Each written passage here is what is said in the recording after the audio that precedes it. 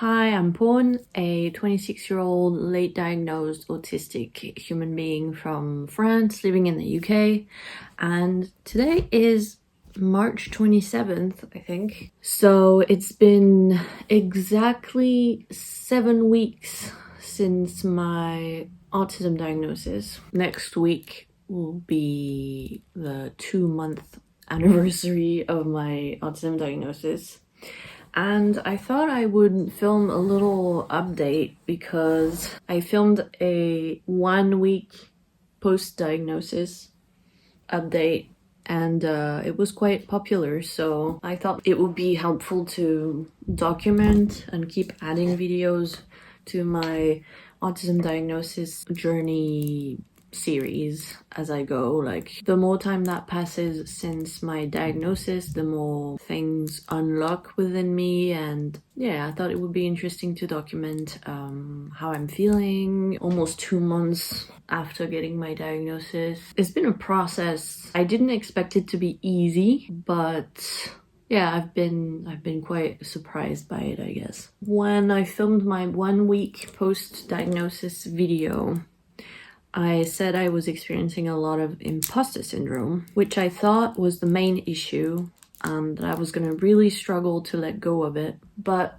it turns out it's not what I've struggled with the most these past couple of months, surprisingly. I think going on holiday for the first time since getting my diagnosis helped with the imposter syndrome, because it was the first time that I was really in a real life situation outside of the house. It really highlighted my struggles in a way that maybe I had forgotten about because I hadn't really left the house that much in about 6 months. So I needed that reminder, I think, especially since my diagnosis, since understanding so many things about myself. I mean, as I mentioned in the vlog, I realized a lot of the things that affected me that I thought were just things that everyone deals with that I wasn't good at, or just personal flaws of mine that now I realize with my diagnosis are just normal struggles of autistic people. And that really helped challenge my imposter syndrome, I think.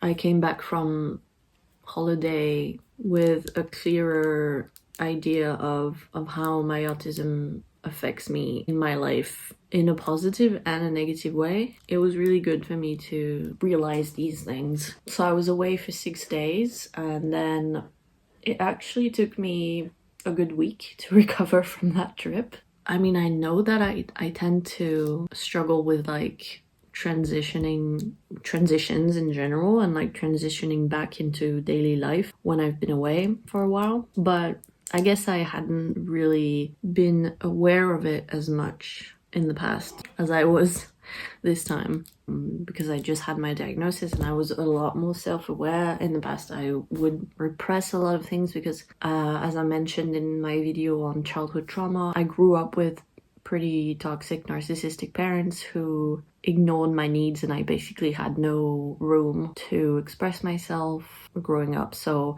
I think I internalized a lot of that, like just repressing my feelings, repressing my needs, and ignoring them and pushing through no matter what. So I think I've always struggled with like transitions, post holiday transitions back into daily life. But in the past, I would have just ignored it, or I would have thought it was because of something else, because I didn't have autism on my mind. But I remember like the last time I was on holiday, which was in September 2023. We were gone for 9 days, I believe, and I remember struggling when I came back.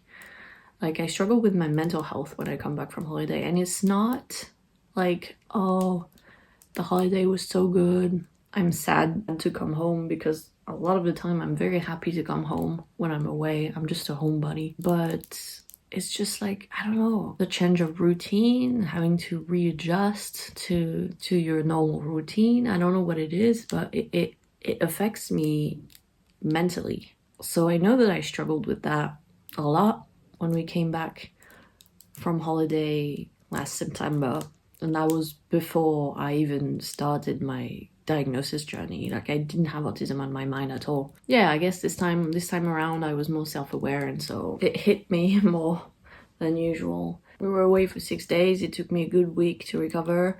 I had a lot of anxiety. I hadn't had that much anxiety in a while. As I mentioned in my vlog, really struggled with like the airport, the train station, stuff like that. On the last day when we were traveling back home, I had a bit of a shutdown at the train station because it was just so busy, and yeah, I couldn't take it anymore. When I'm away like this, there's a lot of stuff that piles on that I just, you know, gotta carry on. So all this stress accumulates, and it's like I postpone dealing with it because I know that if I do, then I'm not going to be able to handle it well, or I just want to wait until I'm in my safe place. So when I get home after a holiday like this, all that stress that I've been carrying on my shoulders just kind of like whew. And so I had a lot of anxiety that first week after coming back from holiday. The Saturday that followed, so we came back on Tuesday. The Saturday that followed, I had a massive anxiety attack that lasted the whole evening, the whole Saturday evening. And then the Monday that followed, I was completely depressed. My partner had to go see some of his friends in the evening, and so I was alone at home, which doesn't happen very often, maybe once every 3 months. And he left the house and I crumbled. I started crying uncontrollably. I was thinking about a lot of sad stuff, about my family, about my bereavement, like a lot of grief. In the days that followed coming home from that trip, I experienced just so much depression and anxiety. Can't really say it was depression, because depression is just a separate thing that lasts a certain amount of time, but I experienced depression symptoms, definitely. And I was like, wow, I'm really struggling. I'm really struggling. And just the few days that followed that trip, I just didn't know what to do with myself. I don't know, my tea tasted different, which I don't know if it's because, you know, when you are stressed or tired, your sensory sensitivities increase, and so I was more sensitive to the taste of like the oat milk in my tea. I don't know what it was, but for like a good few days my tea tasted off, even though I didn't change anything about it. And it's still, I mean, it's still not as comforting as it used to be for some reason, even though it's been 2 weeks since I came back. But just little things like that where I felt like I don't know, I don't feel like I'm at home, you know?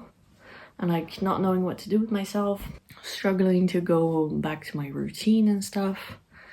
Yeah, it wasn't great. Now I'm a lot better. It took me a good week. Now I'm good, but and overall, in terms of like how I've been feeling regarding my diagnosis, I went through a few phases. I see them kind of like phases of grief, you know? Denial, depression, anger, acceptance, stuff like that.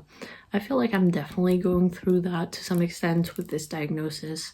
For the first few weeks after getting my diagnosis, I felt like it was overwhelmingly positive for me, and it still is. Knowing myself better, feeling like I have finally everything I need in my hands to be happy, to lead the life that I want to lead. I finally like have answers that I've always wanted, and feeling an incredible sense of community thanks to you guys, thanks to the subreddits that I've been on, thanks to the meetup that I joined. This diagnosis kind of came out of nowhere and then landed at my feet, and then I was surrounded by a community, an amazing community that I didn't even know existed. Where were all of you, you know, for the first almost 27 years of my life?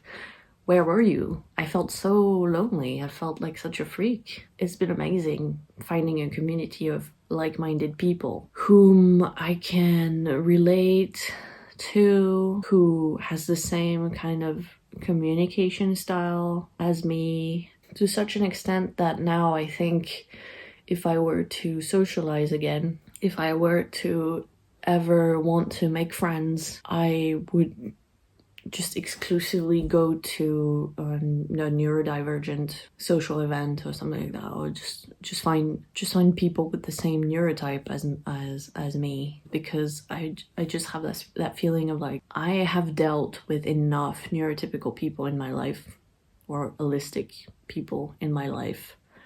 I don't need more. What I need more of is people like me, even though ironically, when I look at my life, most of the people around me are very likely neurodivergent. So I didn't grow up around that many neurotypicals. So it's been overwhelmingly positive. I finally feel like I know myself and I can be kinder to myself. Like I don't see my struggles as flaws anymore. I don't see them as like me being a failure at life. I just see them as like a normal part of the autistic life that so many other people experience. I can't even put into words how amazing this feels. It does feel like being reborn. But I did experience for a few days, which I thought it would last longer, but for a few days after I came back from holiday, so probably I was still experiencing a lot of anxiety, and like I said, my mental health wasn't great, so that might be because of it. But I experienced a few days of like grief regarding my diagnosis, and like I started seeing things in a different way. Just it felt like I was exploring the whole scope of emotions, the emotions that you can feel surrounding an autism diagnosis, which felt like just part of the process, which I'm okay with. I'm a firm believer in just feeling your emotions, not letting them fester inside of you. So I like the idea of like experiencing all the phases of the process of accepting an autism diagnosis. And I had a few days of like, damn, I really am disabled. And kind of in a depressing way, I was like, yeah, I guess I never will be normal. And that hurt. And I hadn't felt like that yet at that point. It had just been so overwhelmingly positive. I guess one of the downsides is the loss of hope that came with not knowing that I was autistic. Let me explain. So when I didn't know I was autistic, I struggled socially. I struggled in many aspects of my life, right? And I always had this, well, I felt miserable and I felt so bad about myself and stuff. But I had this hope at the back of my mind of like, I just need to do therapy or something and it will go away. Like I thought, it's social anxiety, it's PTSD. There are solutions. I can do psychotherapy, I can do CBT, I can do EMDR. There are ways to fix this and then I'll be normal. So there was hope, even though I felt miserable. I would cling on to that hope and be like, one day I will conquer my social anxiety or my PTSD or whatever, and I'll be able to live a fulfilled life, being social, having friends, not struggling with any of that. I had this hope, right? The autism diagnosis kind of took it away in a sense, because it brought a lot of relief knowing that there's nothing wrong with me and I don't need to keep fighting against myself. That's great. But also knowing that it's not just something I've acquired through life, like social anxiety, PTSD. It's something I was actually born with that I'll have for the rest of my life. There is something about it that's like, then it will never get better, will it? Which I know is not true. There's always ways to make my life easier. I've definitely got better over the years, like working on my empathy and like working on a lot of it was masking, grant you, but I still made progress. I mean, I'm not as shy as I used to be when I was a little kid. I was just petrified. I couldn't talk to strangers. It's not that bad anymore. Like, I can work on it. I used to struggle a lot more with like changes of plans and stuff like that. I've learned to like be a bit more easygoing, if you will, with age. But there are just things that will never change because that's how my brain works. And I don't want to change them, but like, there are things that are fucking painful. Like the way that I struggle to interact with people, even my own in-laws, my own family, you know. Like, I wish things were easier. You know, sometimes I really struggle with communicating with my in-laws or just basically existing around them in a comfortable way because of all the masking that I do, because of all the, you know, rejection, sensitivity, dysphoria that I have. It's fucking hard, and sometimes I'm like, I wish I just didn't have to deal with that, you know? I wish I could just enjoy this time and be happy. It's getting better as I'm learning to unmask around them, but it's not that easy. And sometimes I have that like, it will never get better, will it? Because that's just how my brain works. For a few days it really got me down, but then I realized overall it's just more positive than negative, because when I didn't know that I was autistic, I still had those same struggles, but I also had a lot of negative self-talk and just shitty sense of self and self-esteem and stuff that just went away when I got my diagnosis. I wouldn't want to go back to the way things were. I like that I know. It's not the fact of like, I wish I didn't know I'm autistic. No, I like that I know. I just have to process all that having an autism diagnosis entails, basically. Something that I've realized recently is I think I'm in an autistic burnout. And I think it's because of just everything, all the shit I've been experiencing since I became an adult, basically. Especially the last couple of years, because I finished my master's degree and then I went traveling for a year, which was really stressful for me, not having a home, just basically backpacking around Europe and changing places constantly. It was a lot of stress for me. All that happened with my parents, and then losing my great aunt, who was one of the most important people in my life, just dealing with that grief for a whole year. And it's not over, but it's been over a year now.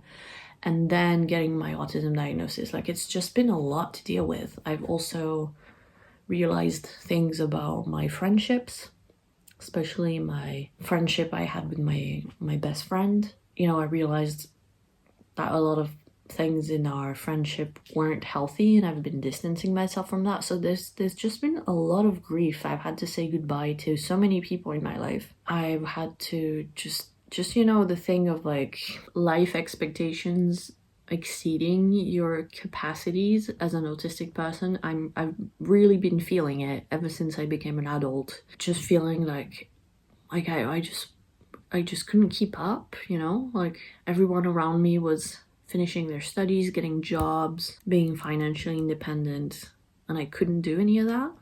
And I felt so bad about myself. Basically, like, I'm almost 27, and the past 7 years of my life, more or less, have been the worst of my entire life by far, which is weird because I wasn't living with my toxic parents anymore at that point. I was living with my partner. It helped a lot. I think it would have been a lot worse had I not been living with my partner and had I been still living with my parents. It's not been easy navigating this early adulthood, not knowing why I was struggling so much. I think I'm in burnout because I feel the fatigue. I mean, I've never had so little energy in my life, both physically and mentally. I feel the loss of skills. I feel like I have an ADHD brain, basically, for the past few months. Even though I don't have ADHD, like I don't meet the diagnostic criteria for ADHD, I usually have a very good attention, very good short-term memory. These past few months, I've just been struggling with that because I just have a terrible memory now and terrible attention span, and just not my cognitive functions aren't as sharp as they usually are. And I used to put it on the account of like, well, in the past I would have thought it was something nutritional, because whenever I was struggling with something mentally, I just thought it was about physical health. I thought it was about nutrition, whatever. But now I understand that it's just, you know, I've just been asking way too much of my brain and body these past few years, and it's telling me to stop and recover, which I'm doing. In the past, I wouldn't have listened to my body. I wouldn't have given myself the time to rest and recover because I would have felt so bad about myself. But now I don't feel that way anymore. I completely embrace the way I'm feeling and the fact that I need to rest. There have been so many things these past few years in my life to deal with, and I haven't really taken the time to deal with them. But I can tell I'm really struggling because I've never struggled so much to keep up with like the chores, you know, daily chores around the house. It feels like it used to be a no-brainer. It used to be so easy for me to do these things, and now I'm like, oh, I'm barely keeping up with it, and it's taking so much effort. And also, like, we've lived in this house for 2 years almost, and we've been meaning to move out because our landlord is not very nice, and we've been meaning to move out, and I haven't been able to find the strength within me to do that, to even plan it. We came very close to moving out at the end of last year, and I just, I couldn't do it. And I know that's coming from my burnout, because in the past I didn't struggle at all with moves. I was like, yep, let's move. I mean, it was a lot of stress, but I had the strength, I had the motivation. And now I'm like, oh, I feel stuck, basically. I feel stuck because of my brain right now. And I know it's from burnout, and it's just a matter of time until things go back to normal. But it's a struggle, you know? Also, I think one of the reasons why I struggle so much with the idea of moving again is that, like I said, we traveled so much in 2021 that when we finally settled down here, I just felt such a huge sense of relief. Every single day I felt so grateful that we had a place to call home, a safe place where we didn't have to move, that I don't know, I've been kind of traumatized by that trip. Always being on the road, living out of a backpack, never settling down anywhere. That really got to me. And I mean, we were planning to travel for a lot longer than that, but we had to end our trip because I couldn't take it any longer. And now that I know I'm autistic, it makes a lot of sense. But I was the main reason why we moved into this house in the first place 2 years ago. It brought me such comfort, such relief to have a home again, that I'm just not ready to leave again and have to adjust to yet another place, you know? I think that also contributes to this feeling of being stuck here. Like, I used to, for example, do my yoga pretty much every day with no problem, you know? And now it's really difficult for me to muster the courage to do yoga even like twice a week. And even then, I often can't do the whole practice. I have to end it in the middle because I don't have enough energy to do the whole thing. But yeah, that's pretty much how I've been feeling these past 7 weeks or so since getting my diagnosis. It's been mostly good, but I've also been struggling with the grief aspect of like the diagnosis and also this burnout that I'm realizing I have more and more. Yeah, that's it. That's how I've been feeling. I will continue to make these little updates whenever I have something new to discuss regarding my diagnosis, and until then, thanks for liking, subscribing, watching, and commenting. I will link down below my Ko-fi page in case you would like to support my channel monetarily, and I will see you in my next video. Bye.